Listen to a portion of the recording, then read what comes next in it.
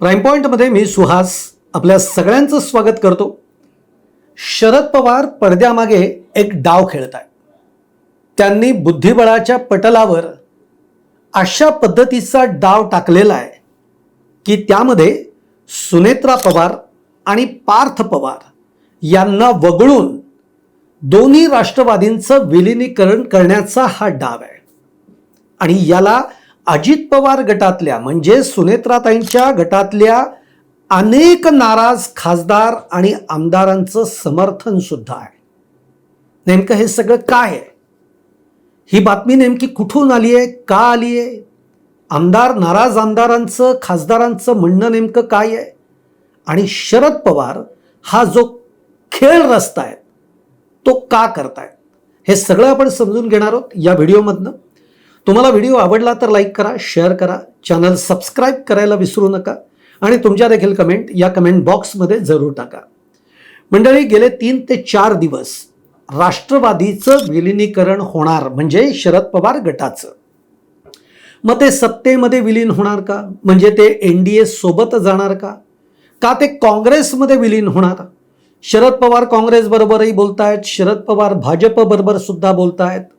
देवेंद्र फडणवीस दिल्लीमध्ये जातात, देवेंद्र फडणवीस एक स्टेटमेंट करतात की आत्ता तरी कोणत्याच राष्ट्रवादीला NDA मध्ये घेण्याची शक्यता नाही, असं त्यांचं एक स्टेटमेंट येतं. पण चर्चा, कारण विनोद तावडे आणि जयंत पाटील यांची भेट होते, हे सगळं एकीकडे चालू आहे.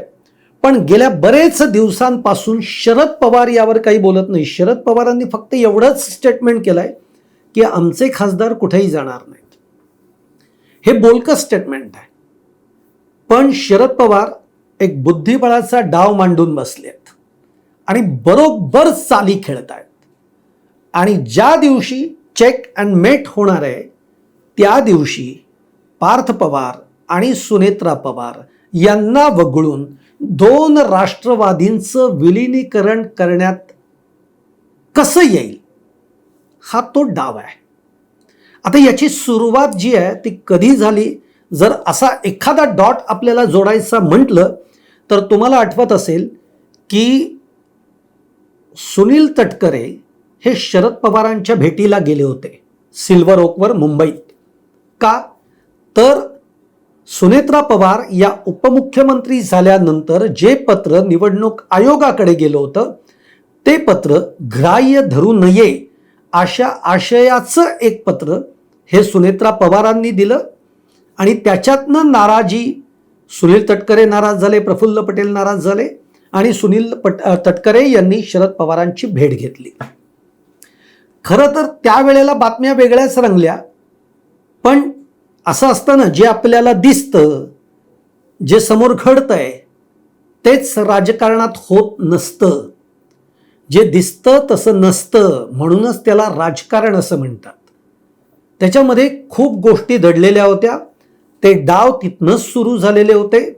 आणि आता गोष्ट इथपर्यंत येऊन ठेपलेली आहे की अजित पवार गटातले, म्हणजे ज्या गटाचं नेतृत्व आता सुनेत्रा पवार करतायत किंवा पार्थ पवार करतायत, त्या राष्ट्रवादीमधले अनेक आमदार आता खासदार बनायला सुनील तटकरेच आहेत आणि खासदार हे नाराज आहेत अशी एक चर्चा आहे. बरं, आत्ता गेल्या अगदी सव्वा महिन्यापूर्वीपर्यंत जर का तुम्ही या आमदारांना विचारलं असतं किंवा या नेते मंडळींना विचारलं असतं तर त्यांनी या गोष्टीला सपशेल नकार दिला असता. सुनेत्राताई पवारांच्या नेतृत्वामध्येच आम्ही काम करणार, 2029ची निवडणूक आम्ही लढवणार आणि जिंकणारही, हीच त्यांची भाषा 1.25 ते 1.5 महिन्यापूर्वीपर्यंत होती. पण आता ती बदलली आहे. ती बदलली आहे म्हणजे त्यातले काही आमदार जे आहेत त्या आमदारांना आता बरेच प्रश्न पडायला लागलेले आहेत. आणि त्यातला सगळ्यात महत्त्वाचा प्रश्न आहे की सुनेत्राताई पवारांच्या नेतृत्वामध्ये खरंच राष्ट्रवादी किती तग धरू शकेल. आणि त्यामुळे आमदारांमध्ये अस्वस्थता आहे. त्यातून त्यांना पार्थ पवारांचं जे काही डॉमिनेशन आहे, नेतृत्व आहे, किंवा जे पार्थ पवार सध्या लीड करता आहेत ते त्यांना पसंत नाही आहे. आणि त्यामुळे ह्या सगळ्या, बरं, शरद पवार आज वयाने जरी कितीही, आज त्यांचं वय 85 वगैरे जरी झालेलं असलं तरी शरद पवारांची बुद्धी शार्प आहे. शरद पवार अजूनही राजकारणामध्ये आपण काय फासे पलटवू शकतो ही क्षमता, ही ताकद शरद पवार ठेवून आहेत. आणि म्हणूनच एकूण राष्ट्रवादीमध्ये अजित पवार गटामध्ये काय सुरू आहे हे न ओळखण्या इतके काही शरद पवार, ज्याला आपण म्हणतो की त्यांना ओळखता येणार नाही, असं होऊच शकत नाही. बारामतीमध्ये बसून महाराष्ट्राच्या कानाकोपऱ्यातल्या नेत्याचं काय चाललंय हे जर शरद पवारांना समजू शकतं तर आपल्याच राष्ट्रवादीमध्ये, अजित पवार गटाच्या राष्ट्रवादीमध्ये काय सुरू आहे हे त्यांना सहज समजू शकतं. आणि तिथूनच या डावांना सुरुवात झाली आहे. आता त्यातला सगळ्यात महत्त्वाचा मुद्दा, जसं मी म्हटलं की काही आमदार आणि खासदार हे नाराज आहेत. त्या नाराजीची जी काही कारणं आहेत किंवा या नेत्यांचं नेमकं म्हणणं काय आहे हे आपण, आता मी हे सगळं जे बोलतोय किंवा मी हा जो सगळा व्हिडिओ करतोय तो कोणत्या आधारावर करतोय हे आधी मी स्पष्ट करतो. दैनिक पुढारीमध्ये एक बातमी आली आहे आणि ती बातमी अशी आहे की पार्थ पवार आणि सुनेत्रा पवार यांना वगळून 2 राष्ट्रवादींचं विलिनीकरण होणार आणि क्वेश्चन मार्क. राईट, त्या आधारावर, म्हणजे त्याच्यामध्ये काय काय म्हटलं गेलंय त्या आधारावर मी हा सगळा व्हिडिओ करतोय. पण यातले मुद्दे व्हॅलिड आहेत, जे काही बोललं जातंय ते व्हॅलिड आहे. एक लक्षात घ्या, आपण सातत्याने म्हणतोय की सध्या खासदार फुटत आहेत. ते का? तर डिलिमिटेशन आणि महिला आरक्षणाचं विधेयक हे या गव्हर्नमेंटला आणायचं आहे, म्हणजे मोदी आणि शहांच्या सरकारला आणायचं आहे, म्हणून खासदार फोडण्याचा कार्यक्रम सुरू आहे. हे जरी असलं आणि म्हणूनच शिंदेंकडनं ऑपरेशन टायगर राबवण्यात आलं, उद्धव ठाकरेंचे 6 खासदार फुटले. चिंता वाढली होती शरद पवार गटातल्या लोकांची की आपले खासदार फुटणं. आता शरद पवारांकडे किती खासदार आहेत तर 8 खासदार आहेत. त्यातले 5 खासदार तरी असं म्हटलं जातंय की ते कधीही फुटू शकतात अशी स्थिती आहे. शरद पवारांना याचीही जाणीव आहे, पण शरद पवार त्याही पलीकडची 4 पावलं पुढे असतात. आणि शरद पवारांनी जो डाव आखलाय तो हाच आहे की 2 राष्ट्रवादी एकत्रीकरण, पण त्याच्यामध्ये पार्थ पवार आणि सुनेत्राताई वगळून. आता जे अजित पवारांच्या गटातले नाराज लोक आहेत त्यांचं म्हणणं तरी काय आहे? त्यांचं म्हणणं असं आहे की सुनेत्राताई पवार यांच्या नेतृत्वामध्ये राष्ट्रवादी किती बळकटपणाने काम करू शकेल किंवा 2029चा निवडणूक ती लढवू शकेल का, आणि लढवली तर जिंकणं हे अवघड जाईल, अशा पद्धतीचं या नाराज नेत्यांचं म्हणणं आहे.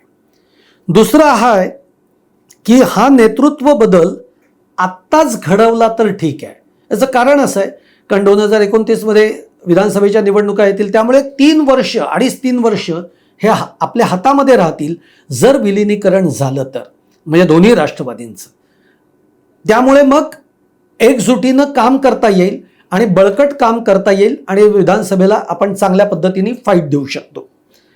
आता याच्यामध्ये ज्येष्ठ जे नेते आहेत म्हणजे छगन भुजबळांसारखे, यांना पार्थ पवार हे ज्या पद्धतीने आदेश देतात किंवा काही विचारणा करतात की तुमचं काय आहे, तुमचं मला या गोष्टी सांगा, हे या मंडळींना आवडत नाही. कारण पार्थ पवारांपेक्षा कितीतरी सिनियर मंडळी ही अजित पवारांच्या गटामध्ये आहेत. म्हणजे मध्यंतरी एक न्यूज होती की छगन भुजबळांना पार्थ पवारांनी विचारलं की तुमचा हिशोब काय आहे, आणि छगन भुजबळांना ते आवडलं नाही.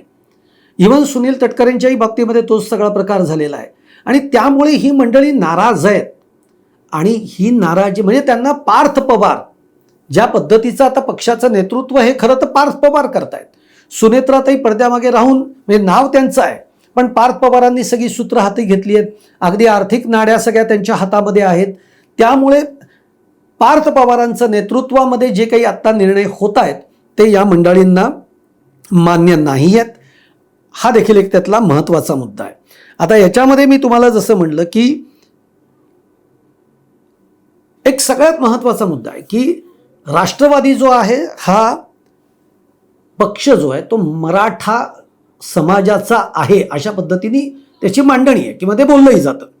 तरीही राष्ट्रवादीकडे मराठा नेतृत्वाचं अभाव आहे आणि म्हणून आत्ताच्या कॉन्टेस्टमध्ये जर तुम्ही बघितलं तर एकनाथ शिंदे, अजित पवारांच्या नंतर एकनाथ शिंदेची धडपड काय सुरू आहे तर पश्चिम महाराष्ट्रामध्ये एक मराठा चेहरा म्हणून एकनाथ शिंदेंना ते आपली स्पेस तयार करत आहेत.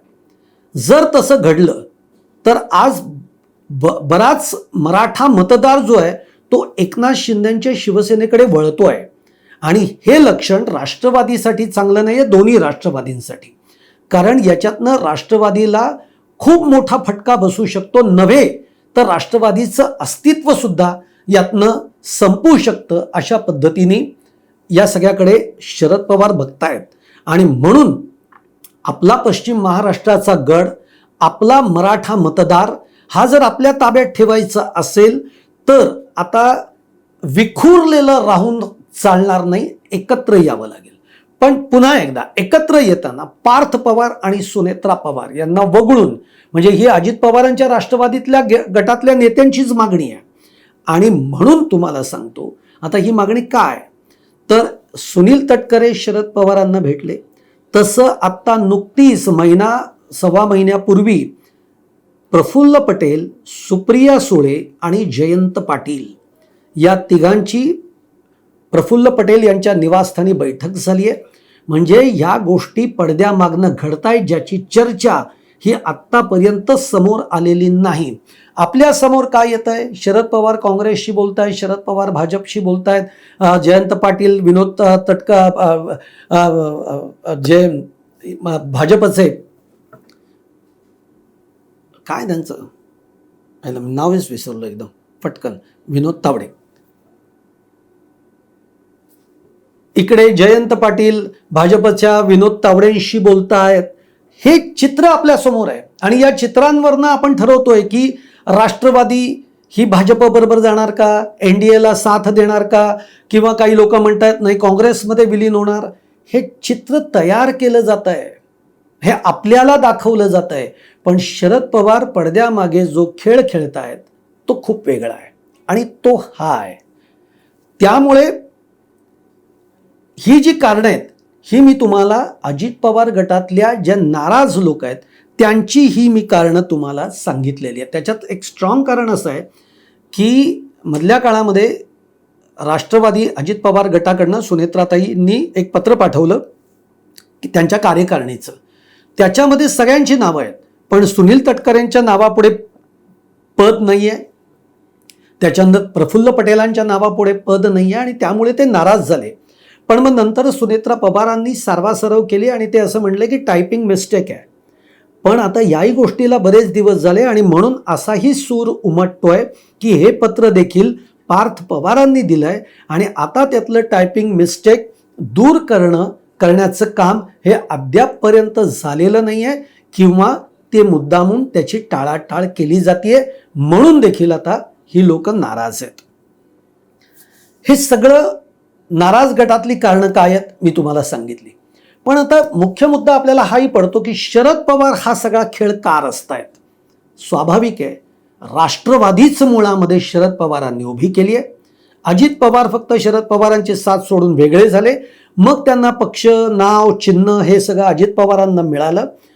आता अजित पवारच हयात नाही आहेत. आता एक लक्षात घ्या, विलिनीकरणाची चर्चा ही अजित पवार हयात असल्यापासून सुरू आहे. म्हणजे इथपर्यंत ठरलं होतं की दोन्ही पक्ष विलीन होणार, कोणाला कुठली पदं देणार. अमोल कोल्हे जे आहेत त्यांना प्रदेशाध्यक्ष बनवलं जाणार, तिकडे केंद्रामध्ये सुप्रिया सुळे यांना मंत्रिपद दिलं जाणार, सत्तेला पाठिंबा देणार, पण दोन राष्ट्रवादींचं विलिनीकरण होणार. हे अगदी अजित पवार असल्यापासून सुरू आहे. पण मध्ये अजित पवारांचंच अपघाती निधन झालं, त्यामुळे या सगळ्याला ब्रेक लागला. पण म्हणून ब्रेक लागला म्हणून असंच दोन्ही राष्ट्रवादी या कमजोर करून टाकणं हे शरद पवार कदापिही होऊ देणार नाहीत. आणि म्हणून शरद पवारांनी पडद्याआडून अनेक पावलं टाकायला सुरुवात केली होती, फासे टाकायला सुरुवात केली होती. त्यातले आता अनेक मुद्दे समोर येत आहेत.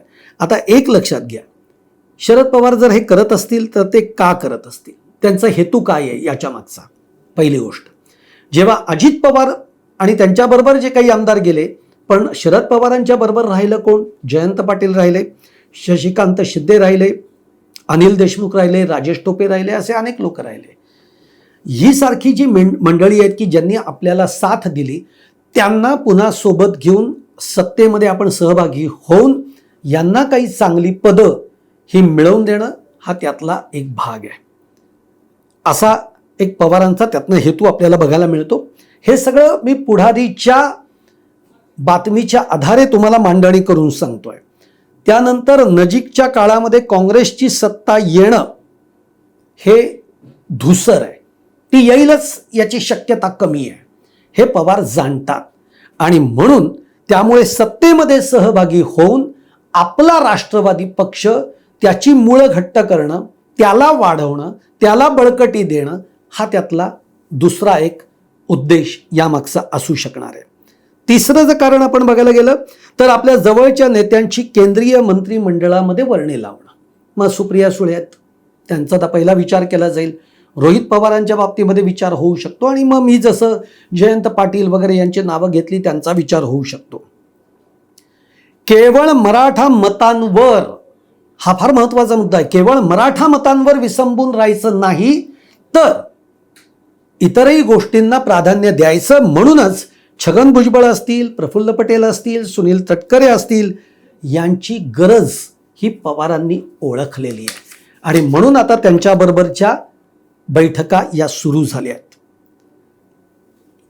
पवारांनी, अमोल कोल्हेंनी आता मध्यंतरी एक वक्तव्य केलेलं होतं की जर मला अशी ऑफर आली तर विचार करू. पवारांनी हेही ओळखलंय की आपल्या खासदारांमध्ये अस्वस्थता आहे. जर आपण कोणती पावलं टाकली नाही, निर्णय घेतला नाही तर हे खासदार आपल्याला न विचारता सुद्धा आपल्याला सोडतील आणि भाजपमध्ये जातील किंवा शिंदेच्या शिवसेनेमध्ये जातील आणि त्यामुळे पवार ही सगळी रणनीती आखतायत अशा दृष्टीनं देखील बघितलं जात आहे. आणि सगळ्यात महत्त्वाचं म्हणजे शरद पवार आणि त्यांची राष्ट्रवादी ही सत्तेशिवाय दूर राहू शकत नाही. याची कारणं अशी आहेत की एकतर सहकार असेल किंवा खाजगी क्षेत्रामध्ये ज्या काही संस्थांची एक बांधणी या सगळ्या मंडळींनी केलेली आहे, ती जर का टिकवायची असेल, ती जर का सुरक्षित ठेवायची असेल, ती जर का वाढवायची असेल तर सत्तेमध्ये जाऊन आर्थिक स्रोत निर्माण करणं हे फार महत्त्वाचं आहे. आणि म्हणून हे जे सगळे मुद्दे आहेत, या सगळ्या मुद्द्यांना घेऊन शरद पवार एक वेगळी मांडणी करतायत. पण या मांडणीमध्ये पार्थ पवार आणि सुनेत्रा पवार यांना बाजूला ठेवून दोन राष्ट्रवादींच्या विलिनीकरणाची एक तयारी सुरू झालेली आहे. आता याचं तात्पर्य जर का आपण शोधायचं झालं तर एक लक्षात घ्या, काँग्रेस एकीकडे हा प्रयत्न करतोय की एक चांगला विरोधक म्हणून उभं राहायचं या राज्यामध्ये आणि त्यासाठी हर्षवर्धन सपकाळ जे आहेत ते प्रामाणिक प्रयत्न त्यासाठी करतायत, ते रस्त्यावर उतरतायत. पण आता त्यांना तशी इतर विरोधी पक्षांची साथ मिळाली पाहिजे खरं तर.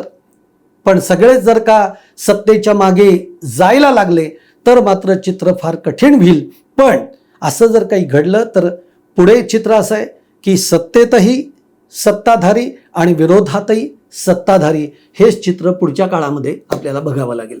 तुम्हाला माझा हा व्हिडिओ आवडला असेल तर नक्की लाईक करा, शेअर करा, चॅनल सबस्क्राईब करायला विसरू नका आणि तुमच्या देखील कमेंट या कमेंट बॉक्समध्ये जरूर टाका.